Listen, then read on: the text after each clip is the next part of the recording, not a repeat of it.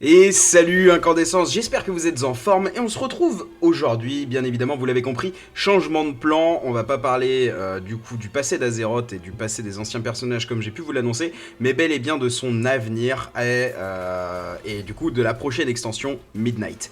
Dans un premier temps, on va parler de la cinématique, on va faire une analyse complète de ce qui se passe dans cette cinématique, quels sont les personnages qu'on y voit, qu'est-ce qui va se passer, et ensuite on parlera bien évidemment dans les prochaines vidéos de tout ce qui va nous attendre en termes de contenu et surtout et principalement sur le lore de cette prochaine extension. Mais avant de faire cette analyse de la cinématique, il va falloir comprendre pourquoi le personnage de Xal'atath arrive dans la cité des elfes de sang, donc à Kael Talas.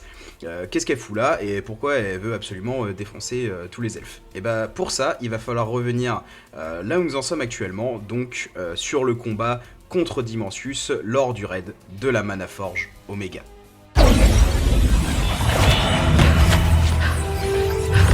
Nous avons réussi. Dimensius n'est plus. Il est plutôt enfermé dans le cœur obscur. Tout comme Xal'atath. C'est tout ce qu'elle mérite.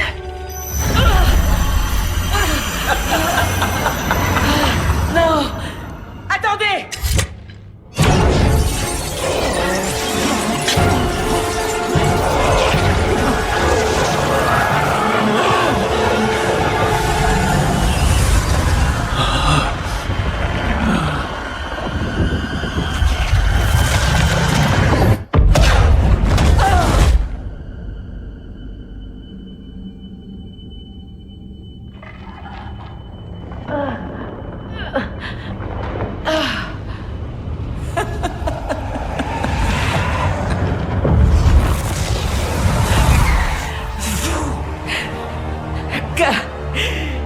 Qu'avez-vous fait? J'ai tenu ma promesse. Ensemble, nous avons vaincu Dimensius.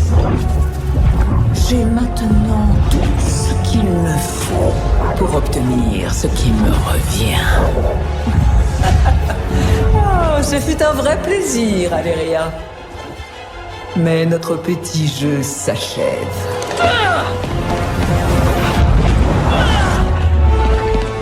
La prochaine fois, je prendrai tout ce qui vous est cher. Et oui, sans surprise, Xal'atath arrive du coup à s'échapper du cœur obscur, en prend pleine position, tue les terriens, je sais plus comment ils s'appellent parce que sincèrement c'est des personnages qui n'ont aucune saveur, et donc elle arrive à en sortir, surprise surprise.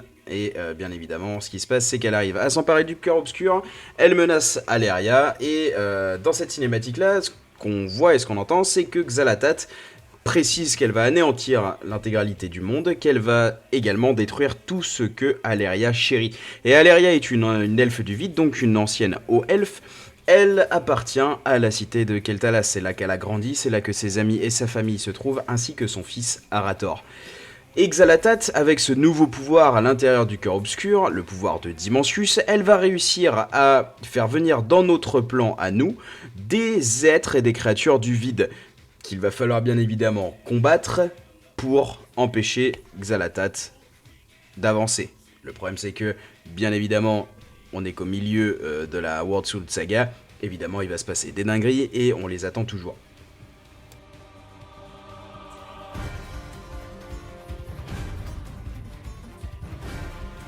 Durant la cinématique de Midnight, on va pouvoir compter 3 personnages notables. Le premier personnage, bien évidemment, il s'agit de Xal'atath, que l'on voit pendant l'intégralité de la cinématique, et qui nous fait preuve qui nous montre une puissance à laquelle elle n'a jamais été encore jusque-là. Puisqu'elle arrive à invoquer des élémentaires du vide, des créatures du vide, et que, mine de rien, quasiment à elle seule et à son armée, elle arrive à mettre à mal la grande capitale des elfes de sang, sans trop de problèmes. Visiblement, ça a l'air d'être chill. On va noter également la présence, bien évidemment, du roi des elfes de sang, Lord Temarteron, qui est roi des elfes depuis la mort depuis la traîtrise de Kael'thas. Du coup, il est roi depuis au moins classique.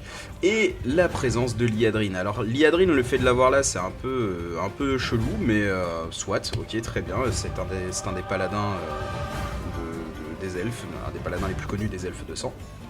Donc ok, elle est là, elle est présente. Et bien évidemment, il y a aussi le puits de soleil. Et en ce qui concerne l'importance du puits de soleil, pour l'instant, on n'en sait pas grand-chose. Ce que l'on sait, c'est qu'une espèce d'armée de la lumière en sort quand Liadrin commence à prier le puits en ayant un peu d'espoir de recevoir de l'aide.